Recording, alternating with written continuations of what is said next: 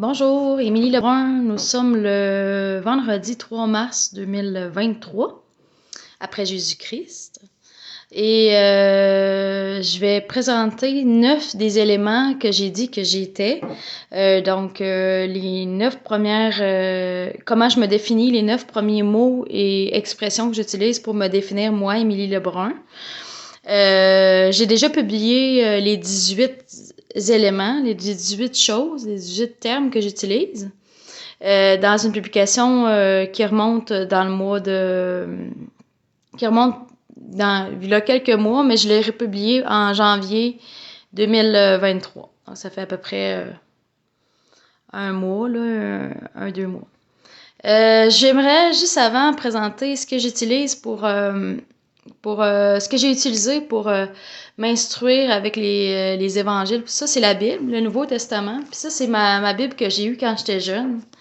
Fait que dans cette Bible-là, vous voyez ici, quand j'étais jeune, moi, j'étais dans la paroisse Sainte-Bernadette. Puis si vous pouvez voir, j'avais marqué mon nom, puis en bas, Sainte-Bernadette, avec l'étoile de David au-dessus de la ville de Jérusalem, la ville sainte. Puis c'est la Bible que j'avais quand j'étais petite, puis que je trouve qu'elle est très bien traduite parce que la Bible, elle n'était pas écrite en français à l'origine. C'est le Nouveau Testament. Puis à la fin, mais je lis souvent régulièrement l'Apocalypse, donc c'est-à-dire le dernier livre qui est en anglais Revelations, le dernier livre du Nouveau Testament. C'est une révélation qui aurait été accordée à Jean, j'imagine, Jean, un des apôtres, ou je sais pas trop, là. Je sais pas trop, tous les détails. Alors, je suis de bonne humeur. Je vais vous présenter qui je suis, puis je vais vous présenter mon cahier aussi, mon cahier saint, c'est-à-dire mon cahier saint secret, que j'écris des choses très pertinentes, très importantes pour ma formation avec Jésus, puis le Père Céleste. Puis... ma formation, puis aussi mes réflexions, puis en vue de mon ministère que je compte faire quand je vais avoir environ 60 ans d'âge terrestre. Et là, j'ai 36 ans. C'est pas avant 24 ans. Alors, pour commencer, ce que j'avais dit, les 18, je vais nommer les 9 parce que je me concentre sur les 9 là aujourd'hui, les 9 premiers. J'ai nommé dans l'ordre suivant. L'univers, la fille de Dieu, qui suis-je? Je recommence. L'univers, la fille de Dieu, l'Esprit Saint, la Nouvelle Jérusalem, le 5e élément, Christ, le début de la fin, l'avènement du paradis et l'épouse de l'agneau, soit de Jésus de Nazareth. Donc, ça en fait pas mal, puis je vais essayer d'y aller assez rondement. Déjà, ça fait 3 minutes que je parle. Donc, je dois nommer les synonymes de chacun des éléments. Puis, un symbole qui est relié à chacun des termes, des façons que je me définis dans ces 9 premiers-là. Puis, dans les 9 autres aussi, ça va faire 18 choses, 18 éléments de la façon que je me définis. Donc, pour le premier, l'univers, j'avais mis une étoile. C'est l'étoile de David, ça c'est le symbole. Une étoile parce que dans l'univers, il y a beaucoup d'étoiles. Puis moi, mon corps, je crois qu'il consiste en l'univers en tant que tel. Donc, si vous voyez, j'ai des grains de beauté. Selon moi, ici aussi beaucoup, ça consiste en des galaxies qui existent dans l'univers. Mes yeux, c'est les étoiles principales qui illuminent l'univers. Donc, le soleil, selon moi, un des yeux, ouais. Puis l'autre, c'est l'étoile, selon moi, qui illumine la planète où le Père Céleste va s'incarner. Mais je suis pas sûre à 100% de tout ce que je dis là, mais ça me semble être vrai. Alors, l'univers, ce que je veux dire par là, c'est le cosmos, donc les étoiles, les planètes, l'espace interstellaire, le firmament, l'espace, puis le dessein, D-E-S-S-E-I-N, c'est-à-dire le but, la finalité de Dieu. Donc, ce qui a créé, donc l'univers. Puis je pense qu'une des premières choses qu'il a créé, c'est moi, c'est l'univers, l'espace. Ensuite, il a intégré la matière. Mais ça, j'en parlerai une autre fois. La fille de Dieu, deuxième point. Donc, moi, je suis la fille de Dieu. Puis le symbole qui est relié à ça, c'est le trèfle à 4 feuilles.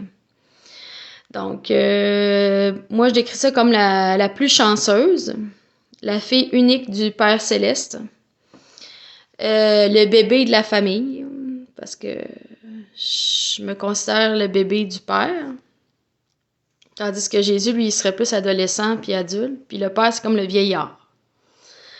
Ensuite, j'ai marqué Émilie, celle à qui on a confié beaucoup. Donc, ça, c'est pour la fille de Dieu. Troisième point. L'Esprit Saint. Puis là, le symbole, c'est une personne qui souffle. Sur le côté comme ça. Le souffle de Dieu. Donc, ce que ça veut dire, selon moi, être l'Esprit Saint, c'est des synonymes. La colombe, c'est représenté par aussi un oiseau, la colombe qui est descendu sur Jésus quand il a eu son baptême dans le Jourdain, que Jean le Baptiste l'a baptisé, puis une colombe qui est descendue sur lui, puis que les cieux se sont ouverts, puis que le Père ou Dieu a parlé de sa voix, on ne sait pas d'où ça venait, d'où. Celui-ci est mon fils bien-aimé et je mets en lui toute ma joie. Mais il y a une colombe qui est venue, puis c'est l'Esprit Saint, c'est moi. Le souffle de vie, la polyglotte, donc parle toutes les langues. L'Esprit Saint, c'est ça. Personnellement, actuellement, je parle pas toutes les langues, mais mon Esprit Saint, l'Esprit Saint, dans le fond, moi, je devrais parler toutes les langues, puis peut-être plus tard, ça va arriver, je parlerai toutes les langues. Mais je parle toutes les langues en parlant la langue de l'amour. Parce que je suis capable de communiquer avec les animaux, les autres personnes dans l'univers, par la langue de l'amour, la langue de l'Esprit Saint. Le même esprit de Jésus et du Père. Parce que l'esprit qui nous rassemble, Jésus et le Père et moi, c'est l'Esprit Saint. C'est moi, mais il est extérieur à nous, l'Esprit Saint, mais il est intérieur à nous. C'est-à-dire qu'on partage le même esprit, mais comment je pourrais dire? J'incarne l'Esprit Saint, c'est moi, mais c'est le même esprit de Jésus du Père. Fait que Jésus et le Père, l'esprit est à l'intérieur d'eux aussi, mon esprit. C'est la Sainte Trinité. On est 3 dans un dans 3. C'est un peu ça veut dire. Mais ça, j'en parlerai plus tard. 4e, la Nouvelle Jérusalem. Ce que j'ai mis, c'est un livre, le livre de l'Apocalypse, que je voulais symboliser, de mettre comme symbole. Donc, ça, c'est la ville magnifique, si vous lisez l'Apocalypse. La ville magnifique qui descend auprès de Dieu, soutenue par les 12 apôtres de Jésus de Nazareth. C'est-à-dire que la ville est assise, il faudrait que je relise comme il faut pour savoir tout par cœur, là. Mais elle est faite en carré, là, parfait carré. Puis, les fondations est assise sur des pierres, je crois. Puis c'est les 12 apôtres de Jésus de Nazareth. OK? Puis la Nouvelle Jérusalem aussi, c'est le paradis annoncé dans l'Apocalypse. Donc, ce que la révélation donnait à Jean dans l'Apocalypse, de ce qu'il a vu, la ville magnifique qui descend auprès de Dieu. C'est le paradis, c'est là qu'il y a un arbre qui donne des fruits à chaque mois pour ses feuilles ses feuilles et ses fruits, je pense, servent à la guérison des nations. La lumière, c'est Jésus, c'est le Sauveur. La ville n'est pas éclairée par un soleil, sa lumière, c'est Jésus. C'est difficile à comprendre, mais je deviendrai meilleure pour expliquer toutes ces choses-là au fil du temps. J'ai encore du temps, j'ai juste 36 ans.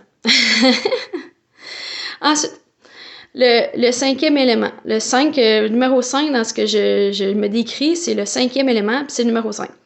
Puis le chiffre, le symbole qui décrit le 5e élément, c'est le chiffre 5. Donc, ça veut dire, c'est pour moi, je suis le trésor à préserver pour la survie de l'univers. Je sais pas s'il y en a qui ont vu le film Le 5e élément qui est sorti il y a quand même plusieurs années, plusieurs décennies, là, avec Mila Jovovich dedans, là. la fille avec les cheveux orange, qui était le 5e élément, ben c'est moi le 5e élément. C'est comme moi là-dedans. Ça veut dire que je suis la pureté incarnée, puis je suis ce qui est à préserver pour que l'univers ne s'extingue pas, que il n'y ait pas collapse, il n'y ait pas l'univers qui collapse, là, que tout simplement il n'y ait plus rien, que ça soit réduit à néant tout ce qui existe. Donc voilà. Donc mon corps est sacré à cause de ce que je suis le 5e élément. Puis je suis aussi le sommet de la pyramide.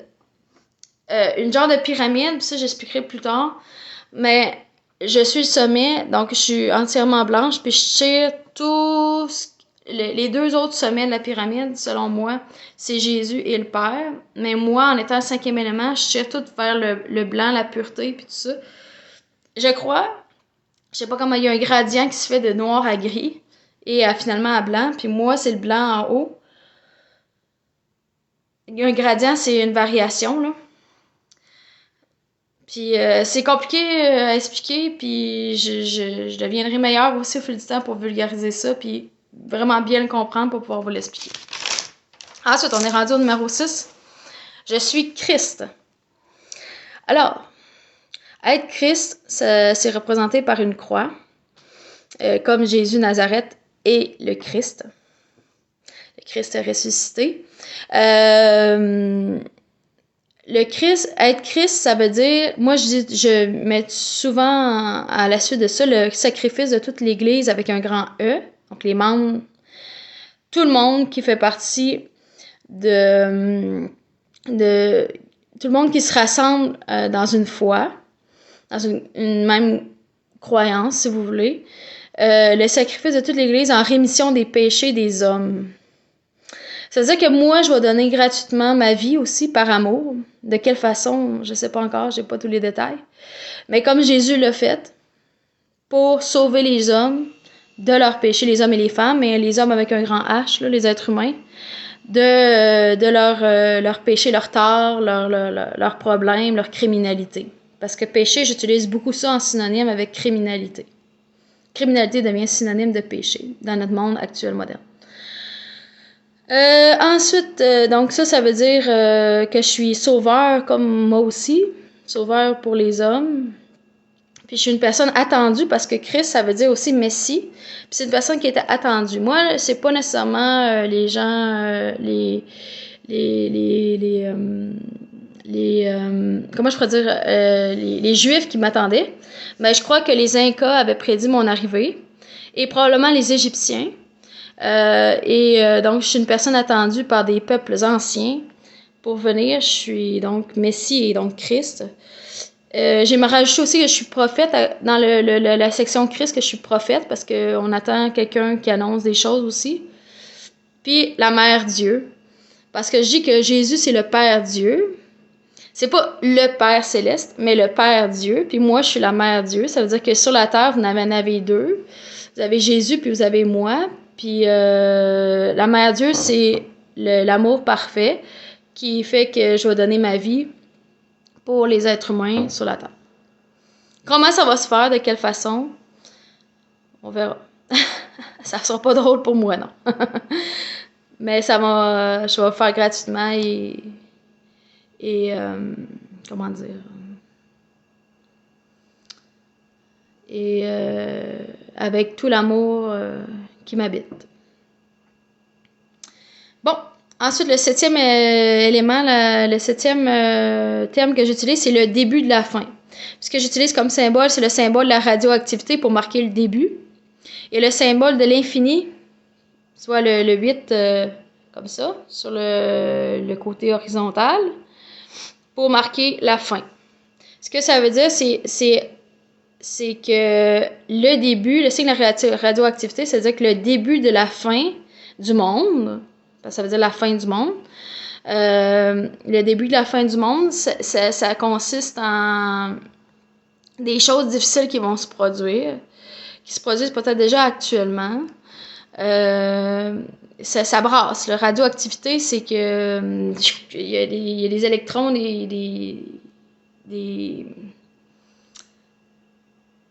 comment je pourrais dire? Je sais pas comment définir la radioactivité. Mes cours de chimie, ça remonte quand même à longtemps. Mais c'est quelque chose de pas facile. Radioactivité, ça peut être mortel, hein. C'est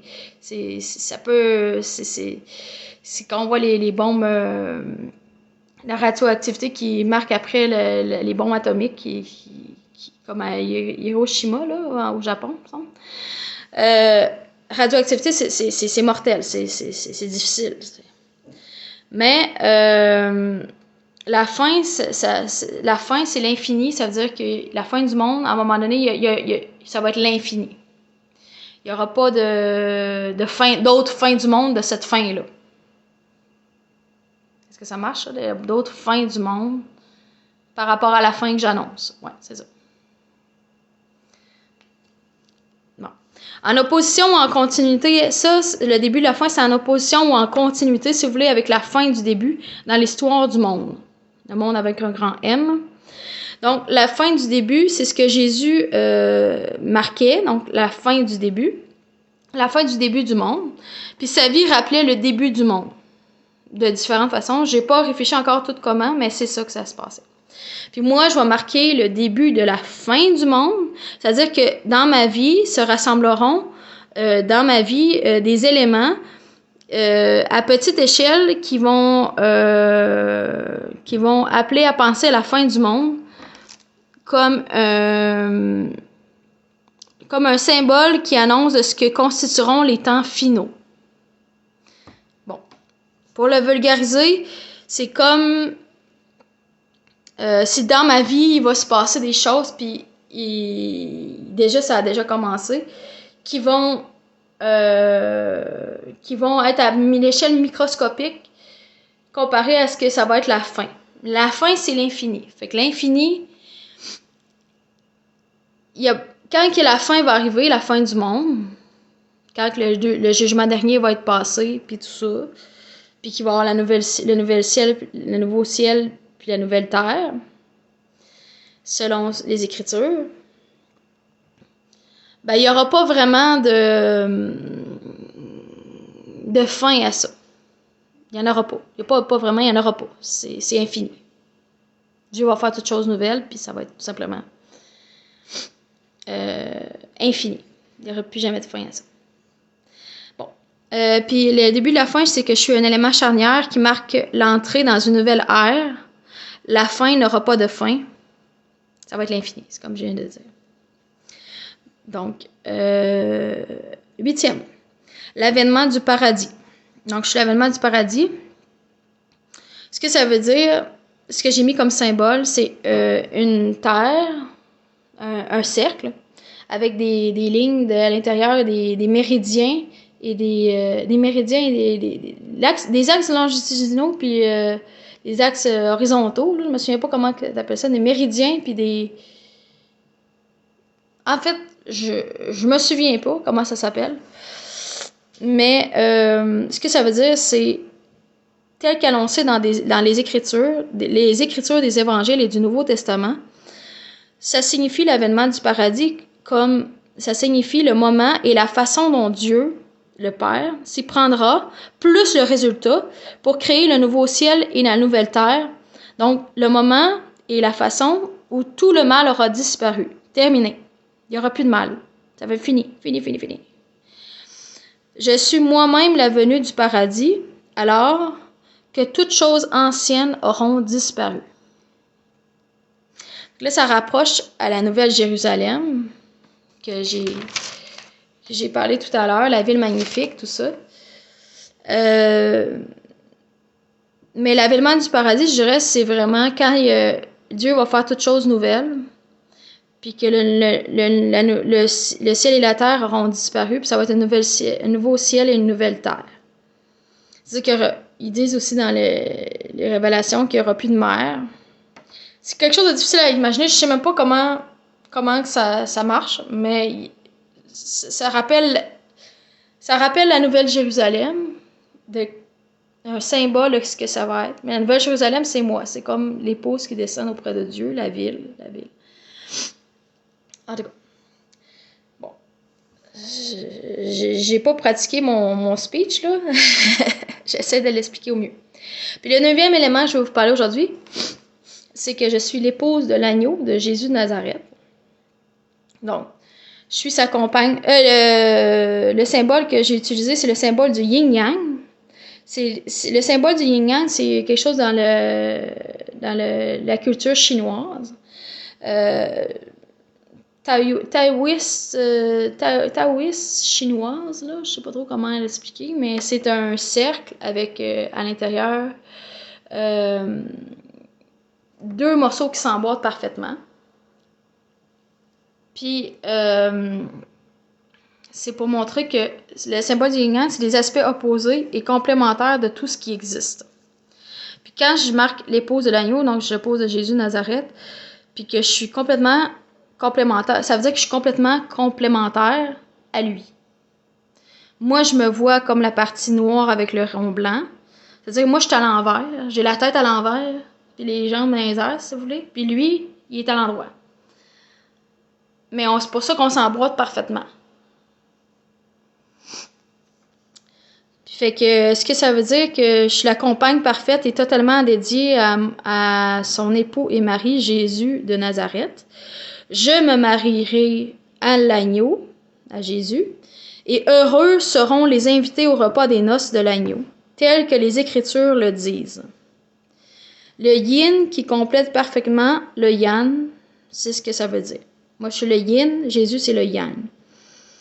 Et l'un est incomplet sans l'autre. Chacun de nous deux montre une face de Dieu, notre Père, et les deux faces réunies montrent le parfait visage de Dieu, notre Père. Donc Jésus, quand il est venu sur la terre, il montrait une face du Père. Il dit, si vous me connaissez, vous connaissez mon Père. Ben moi, je peux dire la même chose. Si vous me connaissez, vous connaissez mon Père. Céleste, mon Père dans les cieux. Mais ça veut dire que si vous avez le portrait de ce que Jésus a montré comme face, comme Père Dieu, si vous voulez, bien, vous avez le portrait de moi comme Mère Dieu, puis vous avez le portrait entier, les deux ensemble, de ce que constitue notre Père Céleste, qui est parfait, qui est le plus grand que la somme des parties, si vous voulez. C'est le meilleur. c'est le plus grand. My father is greater than me. Hein? Mon père est plus grand que moi. Voilà. Fait que j'espère que vous avez apprécié mon vidéo. Je devrais faire une autre vidéo probablement pour parler des 9 autres éléments qui composent ce que je suis, qui expliquent, qui vulgarisent, qui nomment ce que je suis.